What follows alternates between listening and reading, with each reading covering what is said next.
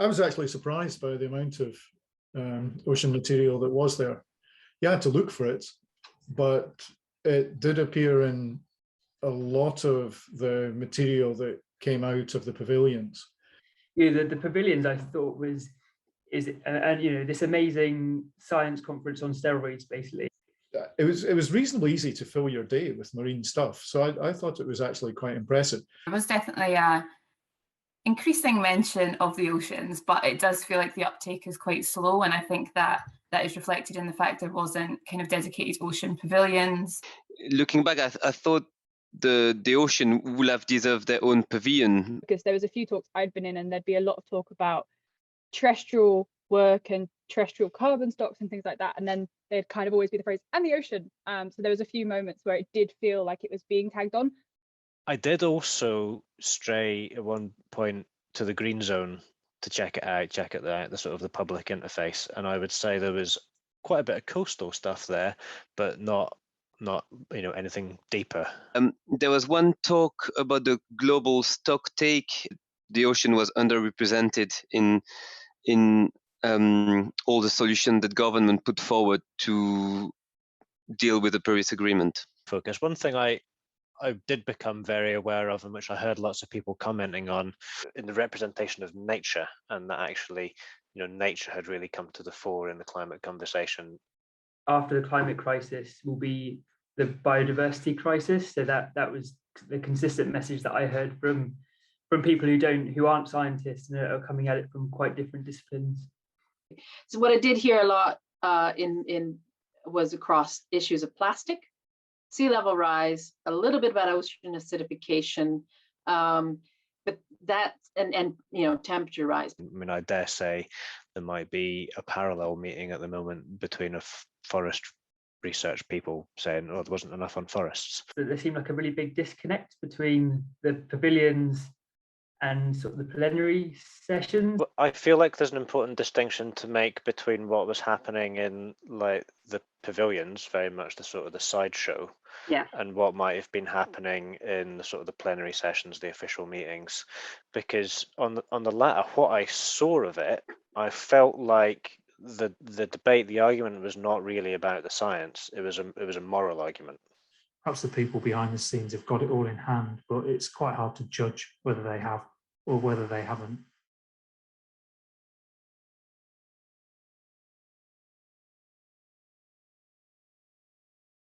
More so than ever before, the sort of business and finance communities had a much stronger presence, saying there's always been sort of start-up and sort of tech and innovation activity at COPs, but not so much from the sort of the banks and the supermarkets. And a lot of the financial panels that I went to, they were pretty much all the panelists admitted it was their first COP. So I mean, I kind of saw that as progress, that as you say, they're engaging with a problem that they weren't engaging with previously. So, and in the business stuff I went to, it's how do we use the oceans? Here's this underutilized resource we're going to get our mitts on now, and we're going to use. There's a couple of finance experts who said the actual risk compared to the perception of risk was still quite different. And with the links into the blue bonds, that they're really struggling to put a value on nature. And my other concern about the sort of blue carbon bond or offsetting is that we'll return to this thing where everything charismatic gets loads of money and the biogeochemistry doesn't. At HSBC run up to me after one of my questions, and he happens to be the manager for natural capital for the bank, and saying, yes, this is what we're going to do now, that nature's at the forefront. But what I also saw was a huge amount of pushback by Indigenous groups. I don't know how much we can expect from banks to suddenly give money without expecting a return.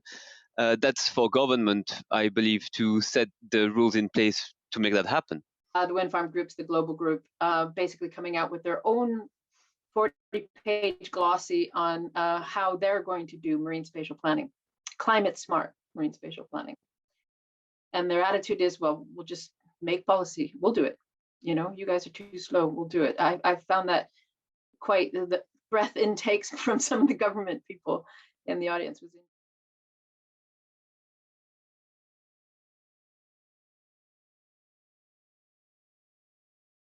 A theme that I saw come through was definitely climate crisis, biodiversity crisis, but also the kind of societal crisis. One of the Indigenous leaders actually said it's not just nature-based solutions, it's nature and community-based. But there was a very, very strong feeling of the want for collaboration, the need for co-development and community voice that are there to be heard. We think that because we have the tech and the goods that we are developed, but our thinking is not very developed with respect to the environment and nature. I feel that we've got a long way to go, and we also need to go back and actually speak to people who we maybe consider to have less developed lifestyles, because they have a lot of the answers. A report that was written by the Sustainable Committee for Development, which is called Prosperity Without Growth, and that explains why economical growth does not need to be used as an indicator of how governments are performing and how good they are.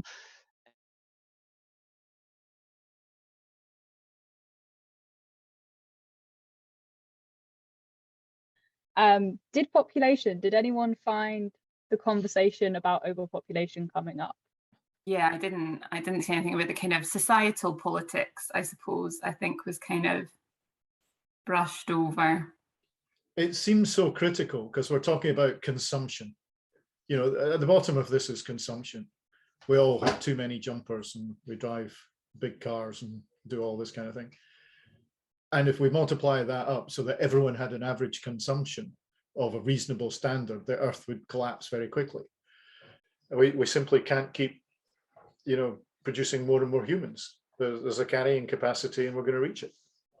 I mean, the SDGs are all about health and well-being and reducing childhood mortality and stuff like that. And the kind of unwritten consequence of all that is that people are more successful, they're more healthy, and they live longer. And I'm not sure at what level this kind of direct road crash between increasing population and climate gets dealt with. And I think the onus is on the Western world to sort of level down a bit. And that is where the personal responsibility comes in. And yet there was so little kind of conversation about how do we get the public. I think that's actually a conversation that was quite important. How do we get the public caring? How do we get voters to care more about the environment? So I suppose the one thing that the West could do or can do without patronizing really is showing what's possible and having some compassion for people in the developing world and helping them to make the right choices in terms of energy provision and deforestation and all that sort of stuff that has a direct impact on their day-to-day lives. They're kind of immediate problems out there where for us it can be a bit esoteric.